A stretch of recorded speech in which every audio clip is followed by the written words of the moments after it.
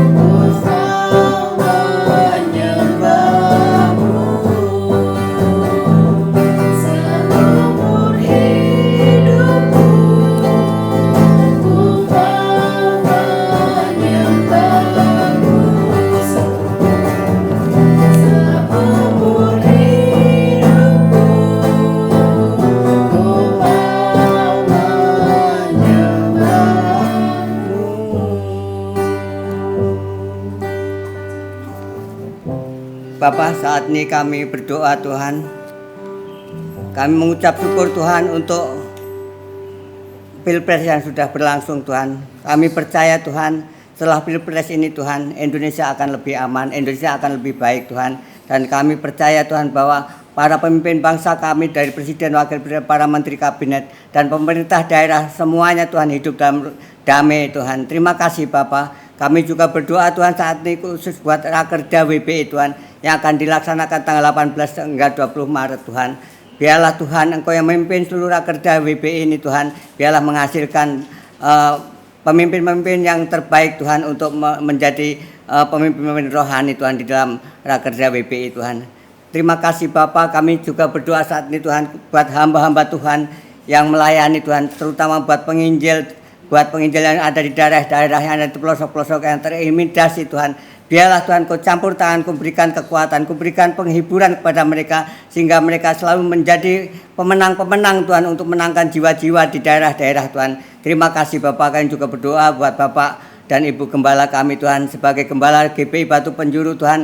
Kami percaya pelayanannya semakin hari semakin dipakai Tuhan dengan luar biasa. Diberkati keluarganya, anak-anaknya, masa depannya Tuhan, masa depan yang sungguh-sungguh cemerlang. Terutama Tuhan, biarlah Tuhan studinya Tuhan dibuat berhasil Tuhan. Terima kasih Bapak, kami berdoa buat Bapak Rohani dan Ibu Rohani Tuhan. Kami percaya Bapak Rohani dan Ibu Rohani Tuhan Kau berikan kesehatan senantiasa, kekuatan Tuhan untuk beliau Tuhan sebagai Bapak Rohani pembimbing iman kami Tuhan. Kami memberkati beliau Tuhan, senantiasa beliau Tuhan menjadi berkat bagi umat-Mu terutama GPI Batu Penjuru Tuhan. Buat kesehatannya juga buat Ibu Rohani Tuhan yang selesai operasi Tuhan, Engkau campur tangan, Kau pulihkan dengan sempurna Tuhan. Kami saat juga berdoa buat keluarga Bapak Christian Irawan Tuhan. Kami memberkati Tuhan istri dan anaknya Tuhan. Biarlah semuanya Bapak Christian masa depannya apapun Tuhan Kau campur tangan, Engkau berikan Tuhan jalan keluar apa yang menjadi pergumulannya, kerinduannya Tuhan, terutama beliau memiliki tempat tinggal pribadi. Kami berdoa Tuhan juga berkati Bapak Christian Tuhan. Kami berkati para penatua, diaken, aktivis dan seluruh jemaat GPI Batu Penjuru Tuhan. Biarlah semuanya Tuhan, kami semuanya sehati Tuhan, sepikir Tuhan untuk kami tetap bekerja Tuhan di dalam ladang Tuhan. Kami saling bahu-membahu, kami saling menguatkan sehingga jemaat GPI Batu Penjuru adalah jemaat yang diberkati Tuhan. Kami berdoa buat generasi muda yang ada di Indonesia Tuhan. Kami percaya Tuhan, dijauhkan mereka Tuhan dari pergaulan-pergaulan yang tidak berkenan di hadapan Tuhan, terutama narkoba, pergaulan bebas, bahkan tawuran Tuhan. Saat ini kami patahkan, kami tolak dalam nama Yesus. Dan biarlah generasi muda Tuhan, biarlah generasi yang takut akan Tuhan, terutama generasi GPI Batu Penjuru Tuhan. Biar anak-anak muda yang dipakai Tuhan menjadi terang, menjadi berkat dan menggarami anak-anak muda yang ada di Indonesia ini Tuhan. Sehingga anak-anak GPI Batu Penjuru Tuhan dimanapun berada Tuhan, Kau pakai mereka menjadi terang dan menjadi berkat Tuhan. Terima kasih Bapak buat gereja-gereja yang ada di seluruh Indonesia Tuhan. Mereka boleh bertumbuh, menangkan jiwa-jiwa, menjangkut jiwa-jiwa Tuhan. Juga terutama pertumbuhan gereja di tempat kita Tuhan, di GPI Batu Penjuru untuk perluasan lahan parkir Tuhan. Kami menyerahkan ke dalam tangan-Mu Tuhan sehingga kebutuhan lahan parkir akan tercukupi sehingga kita dapat membeli lahan parkir dan jemaat dapat ibadah dengan tenang Tuhan, sehingga kami lahan parkir kami mencukupi kebutuhan jemaat untuk kendaraannya Tuhan. Terima kasih Bapak, kami berdoa buat tema GPI Batu Penjuru tahun 2024 adalah tahun kelimpahan. Biarlah jemaat mengalami kelimpahan, jemaat boleh diberkati, jemaat boleh merasakan Tuhan bahwa hidup ini adalah senantiasa berkat datang dari Tuhan, dan janji Tuhan bahwa hidup senantiasa di dalam berkat Tuhan. Kami berdoa buat jemaat yang sedang sakit Tuhan. Ibu Hana Tobing Tuhan, Engkau jamah, Kau pulihkan, kesembuhan Tuhan terjadi Ibu Hana Tobing. Ibu Sibarani Tuhan yang sakit ginjal Tuhan, kami percaya Tuhan menjamah, memulihkan, memberikan kesembuhan buat Sibarani Tuhan. Bu Yeti Soma Tuhan pulihkan kesehatan. Pak Okta suami Ibu Rumiati juga Tuhan jamah, Tuhan mengalami kesembuhan. Papanya Cik Gwina juga Tuhan biar mengalami kesembuhan Tuhan. Kami berdoa juga buat Pak Markus Legimin Tuhan, Pak Gersom Tuhan, Engkau menjamah, memulihkan kesehatan buat beliau-beliau ini Tuhan. Terima kasih Bapa, kami berdoa buat jemaat yang tidak kami sebutkan satu persatu Tuhan, yang mereka sedang sakit, baik yang di rumah maupun di dalam rumah sakit. Tuhan, Engkau menjamah mereka, menjangkau mereka, memberikan kesembuhan, pemulihan. Terima kasih Bapa, ini doa-doa kami Tuhan yang jauh dari sempurna ini kami panjatkan di dalam nama Tuhan Yesus Kristus. Terima kasih Tuhan. Haleluya, puji Tuhan. Amin. Puji Tuhan, pada malam hari ini saya dapat ayat Mas tahunan 2024 di dalam 1 Korintus pasal 13 ayat 5a, bunyinya demikian. Ia tidak melakukan yang tidak sopan dan tidak mencari kepentingan diri sendiri. Yang saya garis bawahi bahwa ayat yang buat saya, ia tidak melakukan yang tidak sopan dan tidak mencari keuntungan diri sendiri.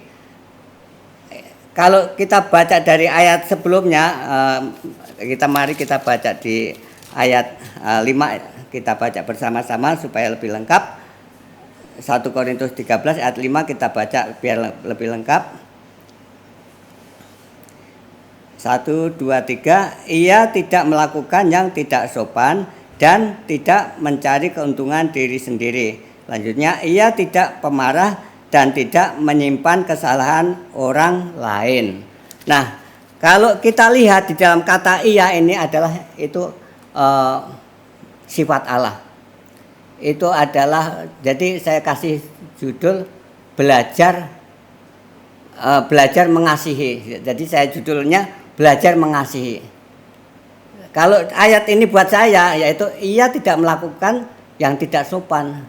Enggak mungkin, saya ini masih manusia, pasti ada kesalahannya, ada kekurangannya. Pasti saya pernah melakukan yang enggak sopan dengan siapapun, pasti pernah melakukan. Terus saya juga sebagai manusia, nggak mungkin saya ini nggak akan mementingkan diri sendiri, nggak mungkin. Pasti sifat itu pasti ada, sifat manusia pasti ada. Terus selanjutnya lagi dikatakan di ayat yang selanjutnya, masih ayat 5, ia tidak pemarah dan tidak menyimpan kesalahan orang lain. Tidak pemarah. Saya sendiri mengakui nggak bisa, manusia itu tetap ada sifat pemarah, nggak sopan, ya kan? Sifat pemarah, nggak sopan, mementingkan diri sendiri, itu tetap masih ada sifat-sifat itu. Itu terjadi kepada setiap manusia pasti. Terus dia egois, pasti ada, pasti terjadi itu. Tapi di sini saya dapat ayat ini, saya disuruh belajar kepada firman Tuhan. Firman Tuhan ini kalau kita lihat dari tema atasnya adalah tentang kasih. Tentang kasih. Jadi kalau saya mau bisa melakukan yang apa Tuhan pesankan buat saya tahun ini, ia tidak melakukan yang tidak sopan. Kalau saya ganti, saya tidak sopan, saya pemarah, saya menyimpan dendam. Saya di sini katakan saya itu manusia gitu. Pasti kita tidak bisa melakukan itu. Tidak bisa. Kita butuh yang namanya tuntunan firman Tuhan. Kita butuh yang namanya terang firman Tuhan. Di dalam Mazmur katakan, firman-Mu adalah pelita bagiku dan terang bagi jalanku. Jadi kita butuh terang, kita butuh firman untuk kita berjalan, supaya tadi yang ayat tadi yang kita katakan bahwa kita tidak pemarah, kita tidak sopan.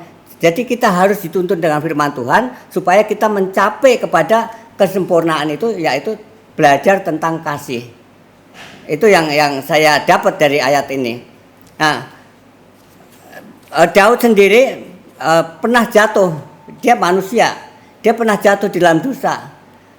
Tapi dia sadar, dia minta tuntunan. Makanya Daud menuliskan, firman-Mu adalah pelita bagi kakiku dan terang bagi jalanku. Sehingga Daud bisa menuliskan itu karena Daud mengalami kejatuhan, Daud mengalami kesalahan, tapi dia minta dituntun sama Tuhan supaya dia kembali, supaya dia berjalan, bagaimana dia memperbaiki kesalahannya, bagaimana dia memperbaiki kekurangannya, sehingga Daud merasakan bahwa hidupnya selalu bergantung kepada Tuhan.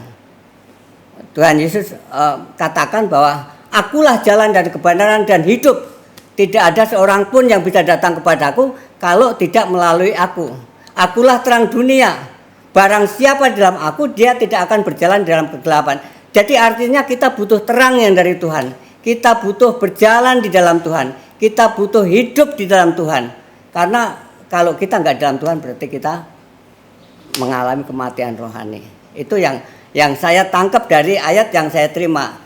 Dan kenapa saya renungkan ini? Nggak mungkin manusia itu nggak pemarah, nggak sopan tuh, kesopanan tuh pasti ada, nggak pasti pelanggaran itu ada. Makanya ditulis tentang kasih supaya manusia belajar tentang kasih.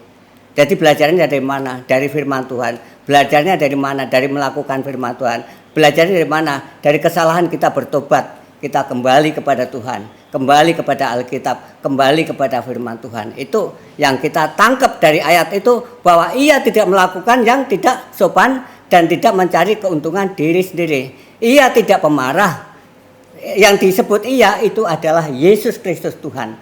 Dia sempurna, dia sempurna, dia kudus, dia maha besar. Dia yang datang ke dunia. Karena di dalam Yohanes 3 ayat 16 katakan, karena begitu besar kasih Allah akan dunia ini, sehingga dia mengaruniakan anaknya yang tunggal, supaya setiap orang yang percaya kepadanya tidak binasa, melainkan beroleh hidup yang kekal. Itu yang saya terima. Dia sendiri, karena itu Allah itu adalah kasih. Dia mengirimkan anaknya itu yang kasih itu ke dalam dunia. Dia merelakan kasih itu ditaruh di dalam dunia, supaya manusia belajar tentang kasih, tentang kasihnya Allah. Karena manusia nggak ada yang sempurna. Itu. Jadi yang saya terima, bahwa saya bersyukur bahwa ayat ini, semua ayat firman Tuhan itu bagus semuanya. Tapi Tuhan ingatkan kepada kita belajar tentang kasih. Yaitu ia tidak melakukan itu. Kalau kita nggak mampu, kita selalu minta pimpinan Tuhan, bahwa kita menyadari sumber kasih adalah di dalam Yesus Kristus, yang dia datang ke dalam dunia untuk menyelamatkan umat manusia. Demikianlah firman Tuhan pada malam hari ini. Mari kita satu dalam doa. Bapa Surgawi, terima kasih, kami mengucap syukur Tuhan kebenaran firman-Mu Tuhan. Kalau firman-Mu mengajar kami Tuhan, supaya kami belajar tentang kasih Tuhan, sehingga kami dapat mengasihi, kami dapat memberikan sifat-sifat Allah yang ada di dalam hidup kita, sehingga sifat kepribadian kita Tuhan sudah ditebus oleh darah Kristus, dan kami adalah disebut anak-anak Allah. Anak-anak yang melakukan kebenaran, anak-anak yang berjalan dalam kesopanan, anak-anak yang mudah mengampuni, anak-anak yang senantiasa Tuhan memberkati Tuhan sesama kami. Terima kasih Bapa, terima kasih. Kalau sebentar lagi Tuhan, malam ini Tuhan, umat-Mu, kita semua Tuhan akan istirahat. Kami percaya Tuhan, Engkau menyertai, melindungi kami sepanjang malam. Dalam tidur kami Tuhan, damai sejahtera Allah senantiasa menyertai keluarga kami. Terima kasih Bapa, dalam nama Tuhan Yesus kami ucap syukur. Haleluya, puji Tuhan. Amin.